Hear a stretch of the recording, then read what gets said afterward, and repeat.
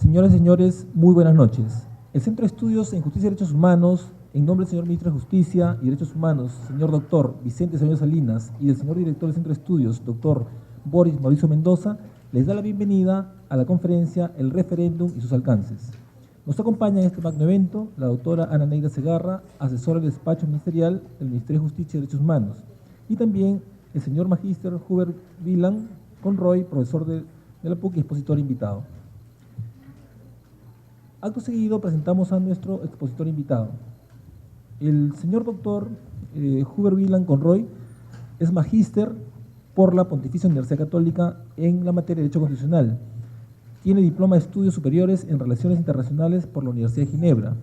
Asimismo, es autor del libro El Referéndum en el Perú, a quien recibimos con un fuerte aplauso. Buenas noches con todos y todas. La verdad que es un honor tener a Hubert con nosotros. Él tiene una publicación a la cual yo creo que le estamos haciendo un poco de más caso últimamente con la convocatoria reciente al referéndum. Tal vez la recordamos un poquito en el 2010 con el referéndum de Fonavi, pero él ya nos va a contar su posición al respecto.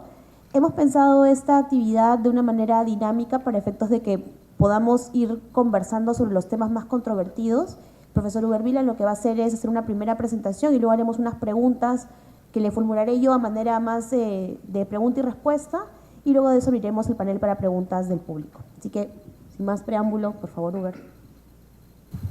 Muchas gracias, Anita.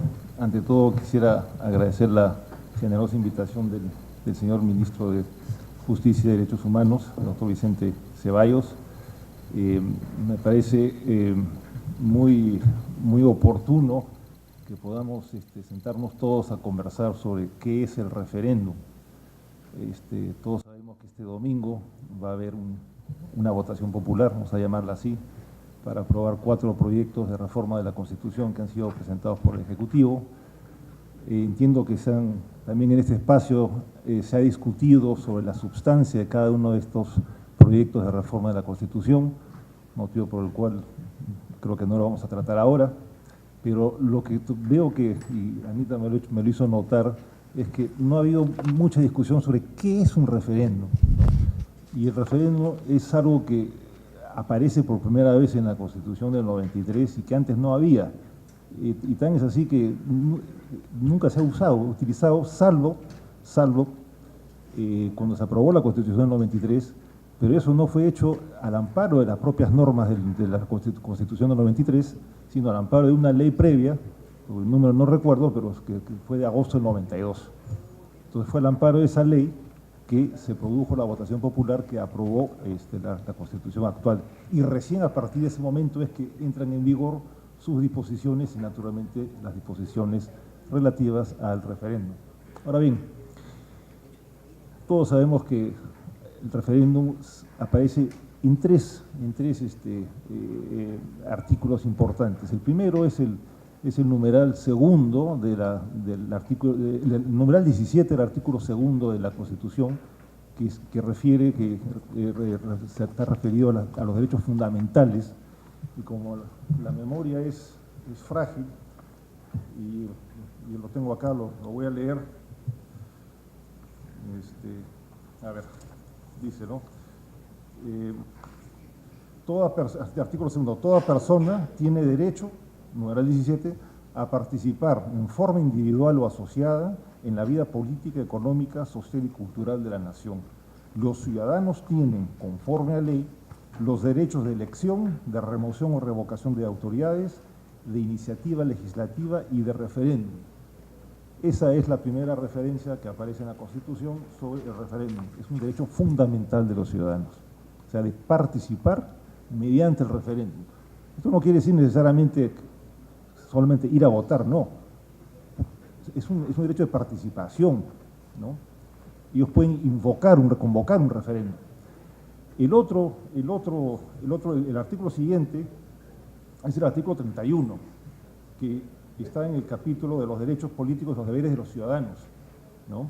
El artículo 31 dice con mucha claridad: los ciudadanos tienen derecho a participar en los asuntos públicos mediante referéndum, iniciativa legislativa, remoción o revocación de autoridades, etcétera, etcétera, igual como lo dice el numeral 17 del artículo segundo. Entonces, aquí en el capítulo específico que enuncia cuáles son los derechos ciudadanos de participación política, se menciona el referéndum y también la iniciativa legislativa, que es algo que vamos a tocar en algún momento. En ese mismo capítulo señala más adelante, en el artículo 32, cuáles son las materias que son susceptibles de ser sometidas a referéndum. Entonces dice el artículo 32, pueden ser sometidas a referéndum. Primero, la reforma total o parcial de la Constitución. 2, la aprobación de normas con rango de ley. 3, las ordenanzas municipales. Y 4, las materias relativas al proceso de descentralización. Ahora bien, las dos que nos interesan son las primeras, la reforma total o parcial de la Constitución, y en particular esta, y la aprobación de normas con rango de ley.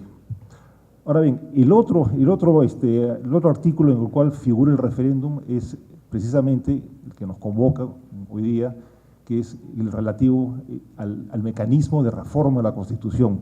Y eso está en el título sexto de la Constitución, que es un título que tiene un solo artículo y es el mecanismo específico, ¿no?, para reformar la Constitución. Y ese artículo dice, toda reforma de la Constitución, y como la memoria es débil, lo voy a leer, aunque lo sé de memoria, pero 206, a ver, dice, ¿no? Toda reforma constitucional debe ser aprobada por el Congreso con mayoría absoluta del número legal de sus miembros y ratificada mediante referéndum. Punto seguido. Puede omitirse el referéndum cuando el acuerdo del Congreso se obtiene en 2 legislaturas ordinarias sucesivas con una votación favorable, en cada caso, superior a los 2/3 del número legal de congresistas. La ley de reforma constitucional no puede ser observada por el presidente de la República. Como ven, por un lado se dice que figura en la Constitución que es un derecho ciudadano, derecho fundamental, un derecho de participación política, y por otro lado es uno de los mecanismos pertinentes para la reforma de la Constitución. Ahora bien, lo que la Constitución no dice es que es un referéndum, no lo dice. Entonces no nos queda más que recurrir a la doctrina, y a la doctrina comparada en particular.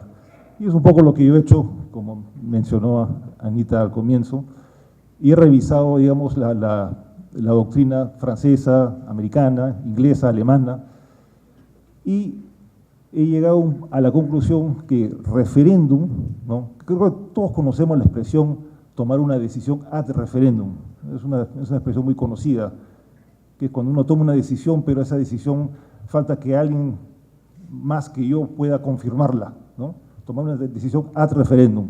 Pues bien, referéndum es simple y llanamente un acto de ratificación de una decisión previamente tomada y sin la cual esa decisión no podrá surtir sus efectos. O sea, se toma una decisión y hay alguna instancia que la confirma, y recién a partir de esa confirmación o ratificación es que esa decisión surte sus efectos. Ahora, en el campo del derecho constitucional, este acto de ratificación es una votación popular. Tan es así que para mucha gente referéndum es casi sinónimo de votación popular, pero eso no es así, porque votaciones populares hay de diversos tipos.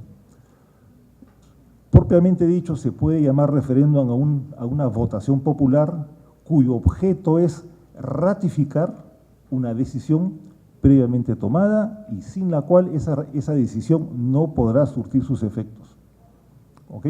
Esta es una definición con la cual creo que podemos navegar por todo el tema del referéndum, y eso nos va a ayudar un poco también a compararlo con otras votaciones, como por ejemplo el plebiscito, que se le parece mucho, pero que no es definitivamente lo mismo. Ahora bien, tipologías sobre referéndum hay varias. Yo quiero proponerles una que me parece fundamental, la distinción entre el referéndum facultativo y el referéndum obligatorio. ¿Cuál es la diferencia entre estas dos formas de referéndum? Comencemos por el primero. El facultativo es un referéndum que solamente se produce si algún agente habilitado lo pide. En el caso nuestro es la ciudadanía, a través del artículo 31 y 32. Entonces, Es facultativo porque si normalmente hay un plazo para solicitar el referéndum. Pasado este plazo, esa norma entrará en vigor por la sola fuerza de su aprobación por la instancia legislativa. Podemos hacer un poco la comparación con el sistema suizo y van a ver cómo contrasta con el nuestro. En el sistema suizo, por ejemplo, para pedir que un proyecto de norma federal sea sometida a referéndum, basta 50.000 firmas, nada más. Acá, entre nosotros, es el 0.3 del electorado, que con el patrón electoral que tenemos es aproximadamente unas 70.000 firmas. En Suiza, con solo 50.000 firmas, un grupo de ciudadanos puede pedir que una norma con rango de ley sea sometida a referéndum.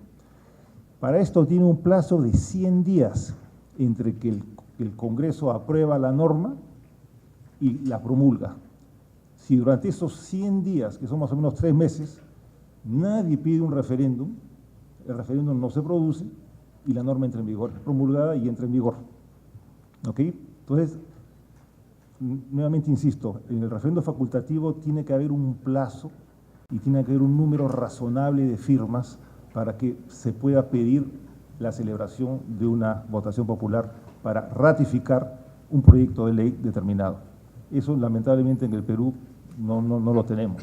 Pero esa es la noción del referéndum facultativo, es opcional. El referéndum obligatorio es aquel que tiene que producirse porque así lo dispone la Constitución, ¿no? Nuevamente, en el caso suizo, o sea, todo proyecto de norma de ley que implique un monto determinado de gasto tiene que ser necesariamente sometido a votación popular.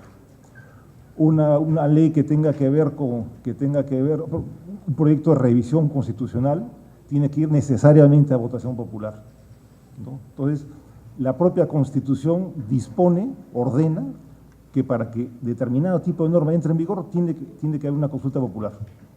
Entonces, ese es el referéndum obligatorio. Aquí, en el Perú, solo lo tenemos por un solo supuesto, que lo vamos a ver después, que tiene que ver con la reforma de la Constitución, obviamente. Pero regresemos al referéndum facultativo. ¿Por qué digo que en el Perú el referéndum es esencialmente facultativo? El artículo 32, mejor dicho, que establece cuáles son las materias que pueden ser sometidas, dice, pueden ser sometidas a referéndum.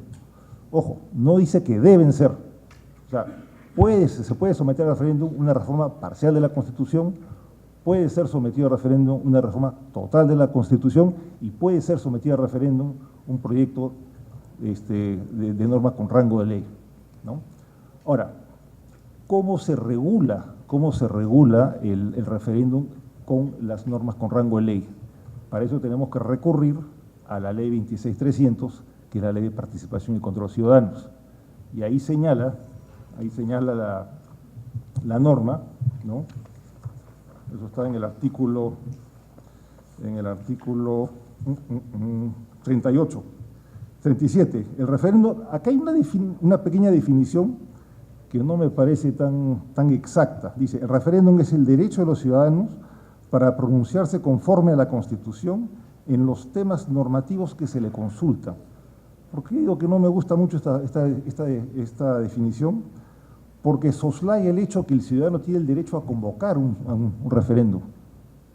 Por eso que mencioné los artículos 31 y 32 de la Constitución, donde dice claramente que son mecanismos de participación ciudadana, porque si simplemente le consultan a uno es pasivo, va y vota, pero una cosa muy distinta es ejercer el derecho de pedir que algo se someta a votación popular.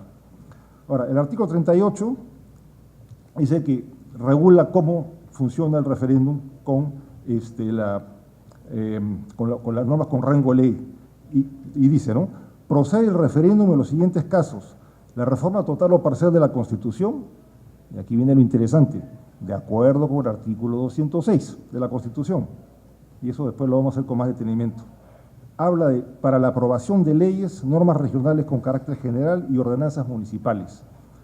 Vamos a dejar las normas regionales de carácter regional y las ordenanzas municipales de lado. dice para la aprobación de leyes. Y el inciso siguiente dice para la desaprobación de leyes. Ojo que la Constitución solamente hablaba de la aprobación. Entonces ya la ley está introduciendo un elemento que no estaba digamos, contemplado. Ahora bien, no hay un plazo en el Perú para que la ciudadanía pueda recolectar firmas, por un lado. Y por otro lado, sabemos que en esta misma ley se establece que para solicitar un referéndum hay que poner sobre la mesa un número de firmas equivalente al 10% del electorado. Y eso significa más o menos, son como 23 millones del padrón electoral, son como 2.3 millones de firmas. Eso es un montón. Eso realmente es excesivo. O sea, en Suiza, o sea, no quiero decir que Suiza es mejor que el Perú, ojo, pero lo uso como patrón de contraste, ¿no? Ahí con 50.000 firmas se pide un referéndum, y con 100.000 firmas se puede pedir una reforma total o una reforma parcial de la Constitución. En el Perú es 0.3 para pedir un referéndum, para hacer una iniciativa legislativa y para proponer un proyecto de reforma de la Constitución. Pero para solicitar un referéndum es 10%, son 2.3 billones de firmas, y eso es excesivo, y no hay un plazo, cosa que sí lo hay en el sistema suizo. Ahora, ¿cómo funciona en el Perú? En la práctica, juntando el derecho de referéndum con otro derecho que les mencioné al comienzo, que era el derecho de iniciativa legislativa. Entonces, con el 0.3% de firmas, una fracción de la ciudadanía puede presentar un proyecto de ley, ¿no?, que el Congreso tiene que dictaminar.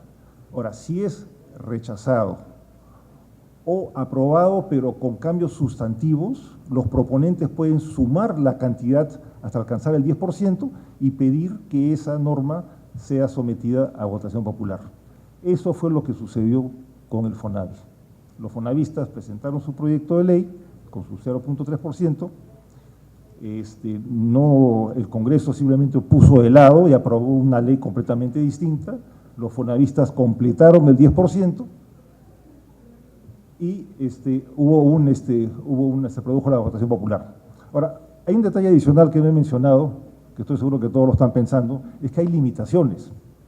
Por ejemplo, la Constitución dice, no pueden someterse a referéndum la supresión o la disminución de los derechos fundamentales de la persona, ni las normas con carácter tributario y presupuestal, ni los tratados internacionales en vigor. El FONAVI tuvo un defecto importantísimo. El fondo fue creado por un tributo y al final el desembolso tenía una evidente dimensión presupuestal. Desafortunadamente, en el proceso legislativo, en el Congreso no se dieron cuenta que ese proyecto debía ser archivado por ser inconstitucional, simplemente lo dejaron de lado. El Jurado Nacional de Elecciones en ese momento dijo que era tributario y se opuso, pero no dijo que era presupuestal. El Tribunal Constitucional dijo, pues no es un tributo, procede el referéndum. El jurado insistió e invocó la dimensión presupuestal, y ahí se entramparon los dos y al final el tribunal se impuso y se produjo el referéndum del FONAVI, como todos sabemos, y hasta la fecha se sigue pagando, se sigue haciendo los desembolsos. Entonces, lo que quiero explicar es que la única manera en el Perú de aplicar el referéndum es unido a la iniciativa legislativa.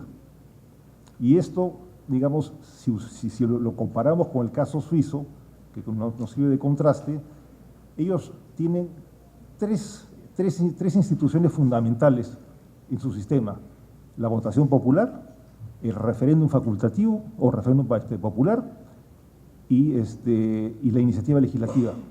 ¿Cuál es la diferencia? Los dos últimos, la iniciativa legislativa y el referéndum, son derechos.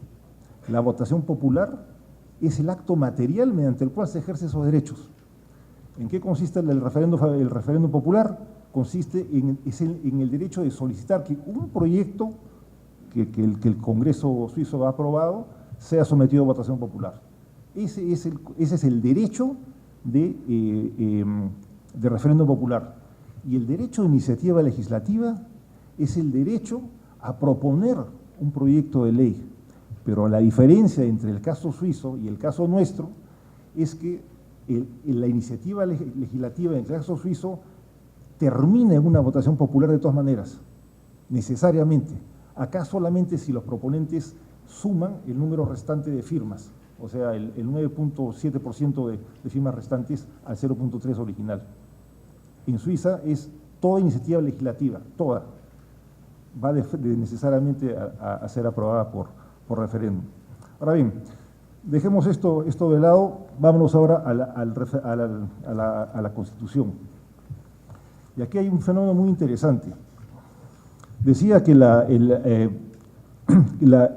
artículo 206 estipula que toda reforma en la Constitución debe ser aprobada por el Congreso y ratificada por referéndum. Y pues dice, puede omitirse el referéndum si la aprobación viene por dos legislaturas ordinarias sucesivas con una votación superior a los 2/3 en cada caso. ¿Qué cosa quiere decir esto? Quiere decir que hay dos tiempos en toda reforma de la Constitución. El primer tiempo es el Congreso que la aprueba y según la votación que obtenga, se va a ir por el referéndum o se va a ir por una segunda, legislatura ordinaria. Pero en todo caso, siempre tiene que haber una primera aprobación del Congreso, ¿no? En el caso que nos convoca, ha pasado algo muy interesante. ¿Qué es lo que ha pasado?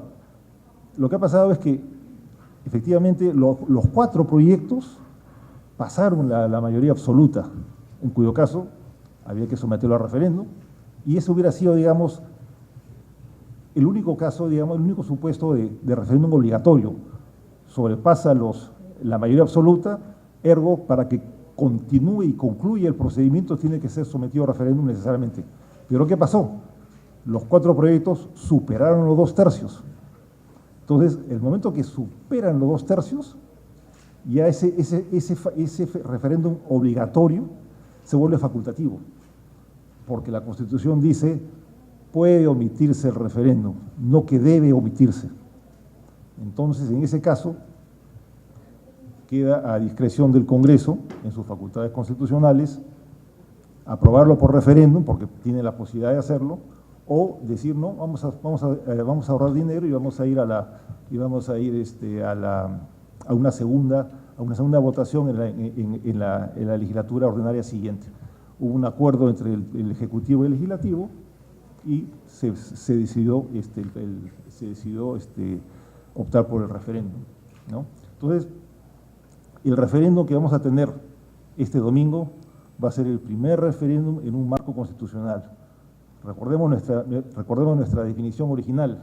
Es un acto de ratificación de una decisión previamente tomada, sin la cual esta decisión no podrá surtir efecto. ¿Cuál es la decisión acá? Es la decisión del Congreso al momento de aprobar los 4 proyectos.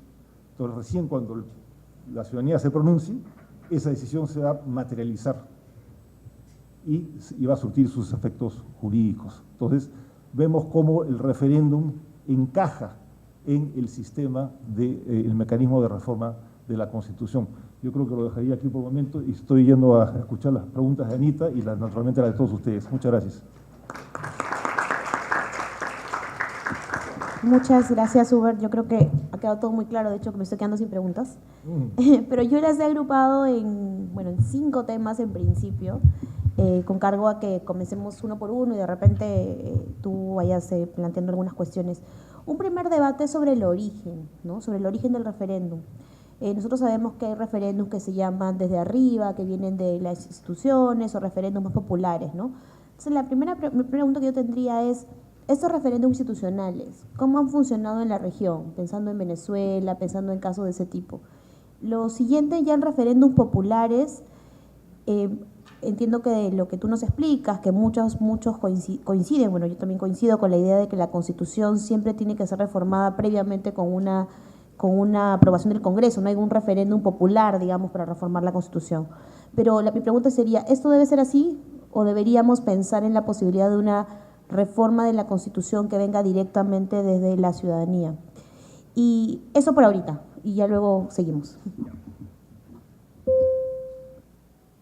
Muchas gracias, Anita. Excelente pregunta.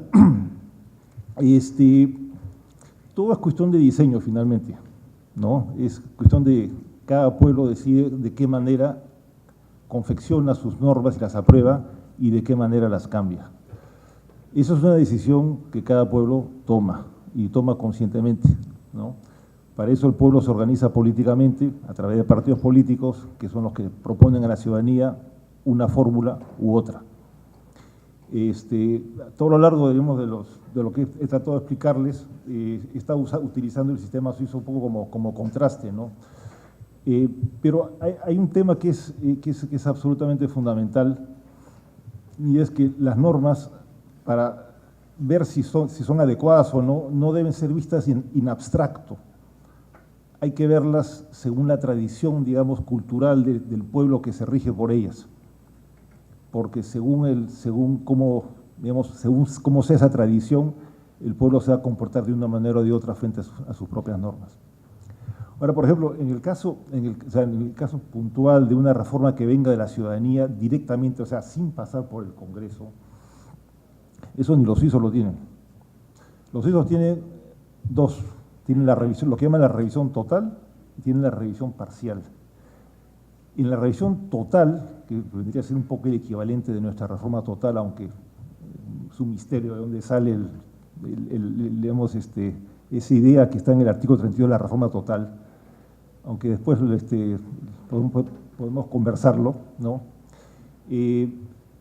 Cuando en Suiza alguien plantea la necesidad de hacer una revisión total, lo que se hace es el Congreso convoca inmediatamente el concepto de reforma total. O sea, nadie puede decir, quiero cambiar completamente la Constitución de esta manera, no. Solamente pueden decir, queremos cambiar la Constitución, perfecto. Es el concepto de cambiar, nada más el procedimiento. Entonces, lo que hace el Congreso es inmediatamente convoca una votación popular para preguntarle al pueblo si efectivamente quiere cambiar la Constitución. Si el pueblo le dice que sí, entonces el Congreso, hay nuevas elecciones y el nuevo Parlamento se aboca a revisar la Constitución de manera total, lo cual no quiere decir que vayan a cambiar todo, pero sí lo van a revisar todo. Y una vez que han terminado su revisión, nuevamente la someten a la ciudadanía en votación popular. Así funciona. O sea, ni siquiera en Suiza es que yo propongo una Constitución nueva y acá está, y la someto a votación popular. Eso no funciona así. Y aprovecho la pregunta, porque hace no mucho hubo un movimiento, un intento en el Congreso de tratar de eliminar la inmunidad parlamentaria por la vía de un proyecto de reforma de la Constitución, ¿no? Con la idea de hacer un poco lo mismo que sucedió con el FONAVI. Es decir, si el Congreso no aprobaba la reforma de la Constitución que eliminaba la inmunidad parlamentaria, se sumaba el 10% de firmas y se sometía a referéndum. Eso lamentablemente no funciona. Lo que funciona con normas con rango de ley no funciona con la reforma de la Constitución por la manera como está diseñado el mecanismo de reforma. Cuando dice toda reforma constitucional debe ser aprobada por el Congreso. O sea, en nuestro sistema no hay manera de modificar la Constitución de manera directa sin pasar por el Congreso. Entonces, lo que en algún momento se pensó que podía ser, como se hizo con el FONAVI, para la Constitución no es posible. ¿Los referendos institucionales, tipo Venezuela, cómo han funcionado? Algunos le atribuyen carácter plebiscitario más que de referéndum. En el Perú, yo me acuerdo cuando estaba haciendo mi investigación, revisaba las actas del CCD y veía que había una cierta, digamos, cierta preocupación de parte del oficialismo de la época de darle al presidente la posibilidad de convocar un referéndum. Y sin embargo, curiosamente, a pesar de que ellos tenían mayoría, no fue así.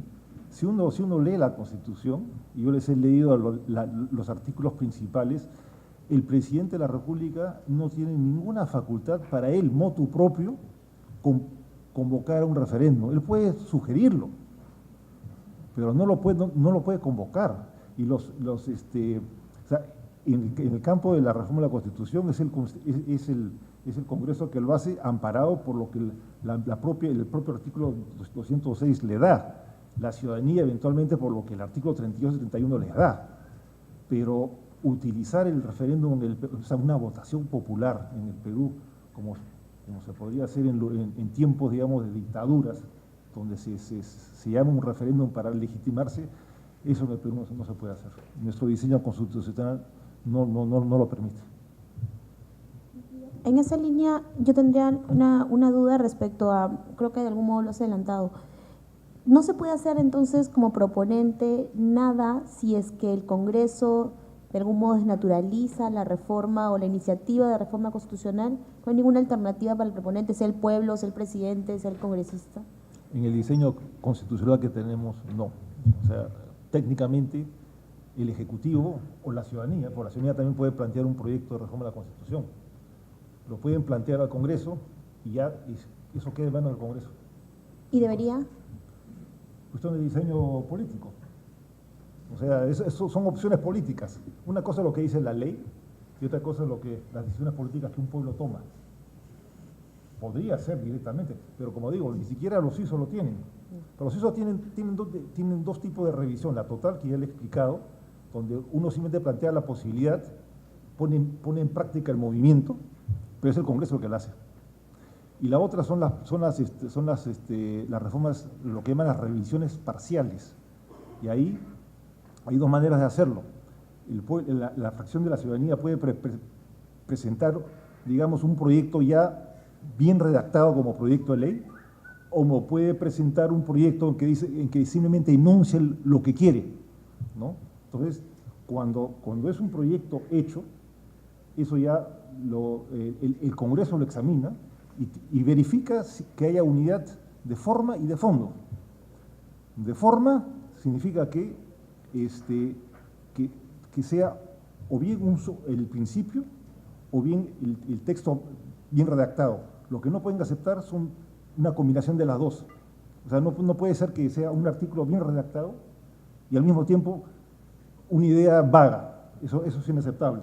Eso lo rechaza el Congreso suizo.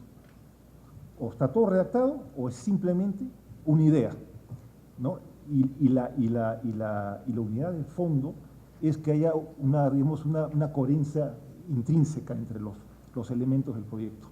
Entonces, cuando el pueblo presenta una idea simplemente, el Congreso lo somete a votación popular para ver qué piensa el pueblo. Si el pueblo dice que sí, entonces en ese momento el Congreso se pone a redactar el articulado. Y una vez que termina, lo somete nuevamente a votación popular. Y si pasa, pasó. Y si en esa primera votación el pueblo dice que no, ahí queda. Entonces, así es como manejan ellos las dos posibilidades de revisión, la parcial y la total. Y ya que estoy hablando de la total, quizás hago un pequeño paréntesis. ¿De dónde sale esa idea de la reforma total de la Constitución en el Perú? Curiosamente, o sea, lamentablemente no lo he conversado con nadie que estuvo en la época, pero leyendo las actas, uno se da cuenta que en aquel entonces la idea del gobierno de turno, en esa época el fujimorismo, no era cambiar de constitución, era reformar parte de la Constitución y querían someter a referéndum las partes que cambiaran. Y la oposición, en su insondable sabiduría, les dijo, no, tienen que someter todo a referéndum, ¿no? Porque la oposición creía en aquel entonces que podía derrotar, digamos, al gobierno de turno a través del referéndum.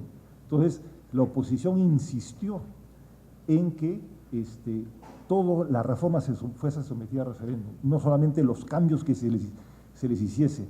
Entonces, apareció la fórmula reforma total y eso de alguna manera fue una garantía para la oposición de que toda la Constitución iba a ser sometida a referéndum. perversamente, si se hubiera sometido a referéndum solamente las partes que fueron cambiadas, la Constitución actual sería la Constitución de 1979 modificada. Pero a raíz del hecho que se sometió toda la Constitución a referéndum, esta Constitución es una Constitución nueva porque la otra quedó completamente derogada. Hubert, tú nos hablabas o nos mencionabas estas materias que no pueden ser sometidas a referéndum, ¿no? Hemos hablado un poco del tema tributario, presupuestal. Es interesante el tema de la supresión de derechos fundamentales, que además está en muchas constituciones de la región. ¿Cómo has visto tú este tema en general de que haya materias que están fuera del ámbito del referéndum? Nuevamente, o sea, temas presupuestarios y tributarios es una manera, digamos, de mantener cierto control sobre la ciudadanía. Por ejemplo, nuevamente en el caso suizo, curiosamente, un proyecto de ley que implica un gasto mayor a cierta cantidad tiene que pasar a la ciudadanía. Y a veces la ciudadanía le dice, si hay un gasto que le parece razonable, lo acepta. Pero si hay un gasto que no le parece razonable, pues no, lo rechaza. Y nuevamente, nosotros pensaríamos, oye, tú pones un impuesto, lo pasas a referéndum y la gente va a decir que no. Pero la gente también puede decir que sí. Porque un impuesto puede tener una gran utilidad. Y de hecho, si los gobiernos se portan como deben portarse, los impuestos son utilísimos. Porque, ojo, muchas veces se dice política austeridad. Entonces, un país como el nuestro, un país que no gasta, es un país que no gobierna, porque para gobernar hay tantos problemas que implican gasto. Entonces hay que gastar, o sea, lo que hay que hacer es gastar bien, con inteligencia y con responsabilidad, ¿no? Entonces, en Suiza, toda ley que implique un monto superior a, ¿no?, a determinada cantidad, automáticamente pasa a referéndum. Entonces, no habría ninguna razón para que acá en el Perú haya esa limitación. No habría ninguna razón, pero nuevamente es diseño político. Sí, lo pensaba porque, digamos, analizando constituciones como la colombiana, como la uruguaya, tienen, pues, digamos, cuestiones parecidas, ¿no? Y luego pensando justo en el tema comparado, en Ecuador este año, pues, hubo esta consulta, referéndum, con un montón de temas específicos, y en la constitución ecuatoriana hay una obligación de que antes que haya referéndum haya un control de constitucionalidad por la sala constitucional en el caso de ellos. Nosotros no tenemos ningún control de este tipo, ¿no? En el caso de FONAVI, por ejemplo, se tuvo solo el pronunciamiento del jurado, que luego fue cuestionado hasta el TC vía un amparo. Entonces mi pregunta sería, ¿esta idea del control constitucional previo te parece importante? ¿No es necesariamente relevante? ¿Tiene alguna importancia en el marco? O sea, digamos, si en el Perú se hubiera controlado FONAVI con control constitucional previo, tal vez no hubiera habido referéndum.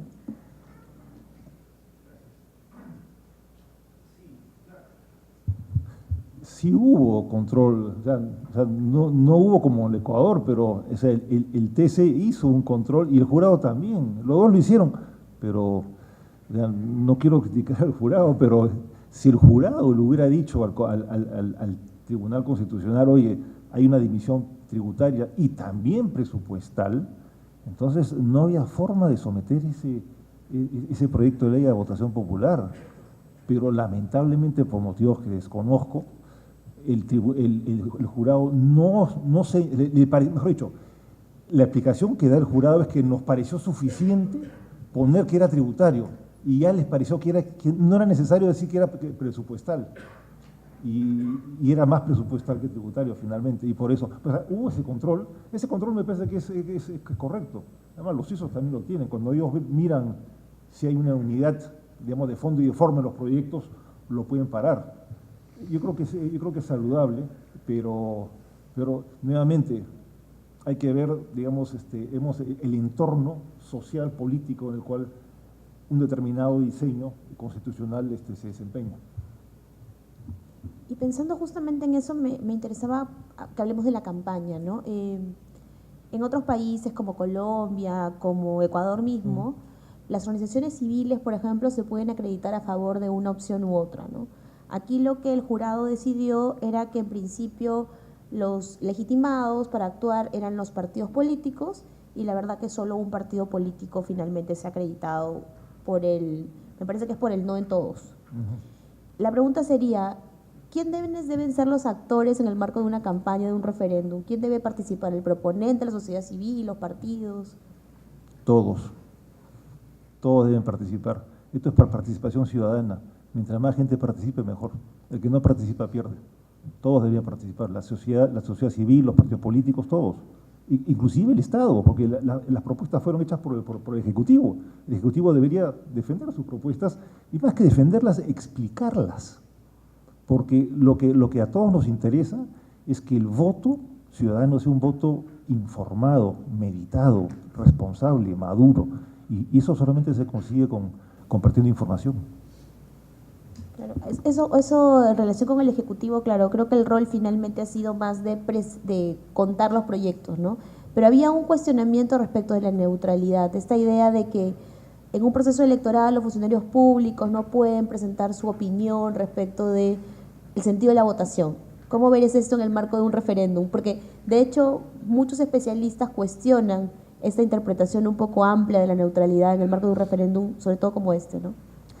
O sea, la neutralidad se debe aplicar cuando hay una votación electoral, cuando se quiere elegir a alguien. Pero cuando se está poniendo sobre el tapete una propuesta legislativa, una propuesta de reforma a la Constitución, tiene que ser explicada. O sea, el ciudadano tiene que saber sobre qué se va a pronunciar.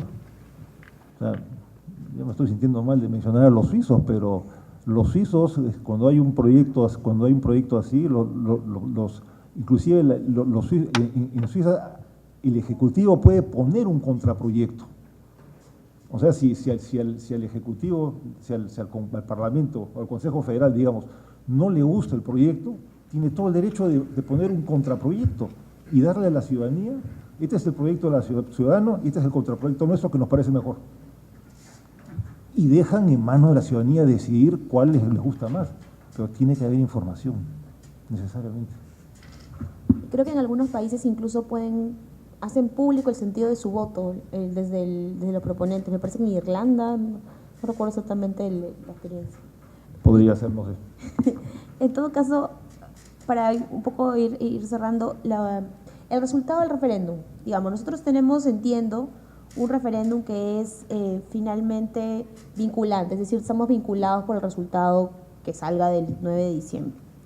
Pero ¿qué pasa cuando no se respeta el resultado del referéndum, pese a ser un referéndum vinculante? Pienso en casos como el colombiano, con el acuerdo de paz, pienso en casos como el boliviano, recientemente, luego de que se somete a referéndum la posibilidad de reformar la Constitución y para que se permita la reelección en Bolivia, la gente dice que no, y luego se va a un control constitucional en el cual el presidente consigue, alegando vulneración de su derecho a participación política, volver a postular. ¿Qué debe hacerse frente a escenarios como este? ¿O cuál debería ser la respuesta institucional frente a escenarios como este? Son preguntas muy difíciles, complicadas y complejas. Pues, por definición, un referéndum es vinculante. No hay en tipologías que se han adelantado, hay el referéndum vinculante versus el no vinculante. Si es un acto de ratificación, tiene que ser necesariamente vinculante, por definición, no puede ser otra cosa. Y el Estado tiene que acatar la voluntad. Finalmente, ¿por qué la ciudadanía tiene la facultad de ratificar una norma previamente adoptada por su órgano legislativo? Porque la ciudadanía es el titular de la soberanía. Entonces, si el pueblo soberano dice esto debe ser así, pues así debe ser. Ahora, si las instituciones, como el caso de Bolivia u otros, no quieren acatar, entonces, nuevamente, lo que yo decía, ¿no? Una cosa es el plano normativo y otra cosa es el plano, digamos, social, dentro del cual, digamos, este plano normativo adquiere vida. Entonces, son dos variables que deben ir siempre juntas. No complicar mucho y dejar que el auditorio pueda preguntar, porque esa es sobre todo la idea. ¿Alguna experiencia reciente de referéndum que te parezca particularmente relevante en el mundo? Hablamos un ratito de la Suiza, que se ha mencionado mucho, pero igual es interesante, o no sé, ¿cuál otro nos puedes comentar? Bueno, ya que me has mencionado el de los suizos. No, bueno, lo que pasa, o sea, lo menciono porque hoy estamos a 27, el domingo 25 hubo un referéndum en Suiza justamente para hubo 3 iniciativas legislativas populares, ¿no? Una sobre si le cortaban o no los cuernos de las vacas, y después les voy a explicar por qué. El otro es, que era el más importante en realidad, que era qué estaba encima de qué, o el derecho internacional encima de la Constitución suiza o viceversa. Y el tercero era la legalidad de contratar, de que las entidades de seguros contraten a detectives privados para determinar si determinados usuarios están o no abusando de los seguros. Esa fue la única que fue aceptada por la ciudadanía. Las otras 2 fueron rechazadas. La de las vacas, eso suena anecdótico, pero tiene un trasfondo, digamos, muy humano, porque, salud, en Suiza, para tener más vacas en un menor espacio, les cortan los cuernos. Entonces hay gente preocupada porque eso de alguna manera altera la salud de las vacas. No puede ser. El hecho está que esa iniciativa, muy bien intencionada a mi juicio, pero fue rechazada, y aquella que pretende poner a la Constitución suiza por encima del derecho internacional, también fue rechazada por la ciudadanía.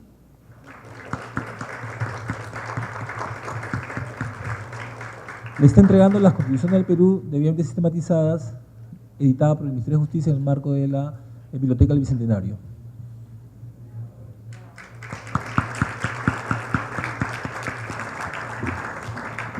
Lo bonito de esa edición, no es por hacerle marketing, pero lo bonito de esa edición es que son además versiones tipográficas, son tal cual salen las constituciones inicialmente, así que es una pieza histórica interesante. Yo me permito dar unas palabras finales para agradecerle, por supuesto, a Uber por acompañarnos y agradecerles a todos ustedes también por estar aquí. Yo creo que estos espacios que se han promovido ahora desde el Ministerio de Justicia son importantes porque nos permiten acercarnos progresivamente más a lo que va a ser finalmente el referéndum del 9 de diciembre, ¿no? Yo creo que si hay una cuestión que debe animarnos a todos quienes creemos en la democracia es justamente a informarnos sobre aquello de lo cual vamos a votar. Ustedes saben que ya hemos tenido aquí 2 presentaciones sobre la Junta Nacional de Justicia, sobre el tema de financiamiento, que yo misma estuve aquí en la mesa, y la próxima semana tenemos ya la última con la cual cerramos, que va a ser sobre bicameralidad y no reelección, que son los 2 últimos temas del referéndum, ¿no? Aprovecho también para hacerle, digamos, un poquito de publicidad a esta nueva charla Martes Jurídico, y además a invitarlos a quienes no han podido acompañarnos alguno, que están todos colgados en YouTube, en el canal del Ministerio de Justicia, así que pueden volver a ver volver a escuchar a Uber, pero además también ver aquellas que hubieran perdido, ¿no? Y incluso los animaría a compartirlo con quienes ustedes consideren, porque en verdad sí, desde el Ministerio, y aquí les transmito el saludo del ministro, y su interés porque la mayor parte de la ciudadanía pueda conocer con el mayor detalle posible los proyectos de referéndum. Así que yo solamente quiero agradecer nuevamente a Uber por acompañarnos y por supuesto agradecerles a ustedes también por estar aquí y animarlos a seguirnos acompañando. Muchas gracias. Finalmente hemos concluido nuestro magno evento, agradecemos su presencia y los esperamos el próximo martes 4. Muchísimas gracias, buenas noches.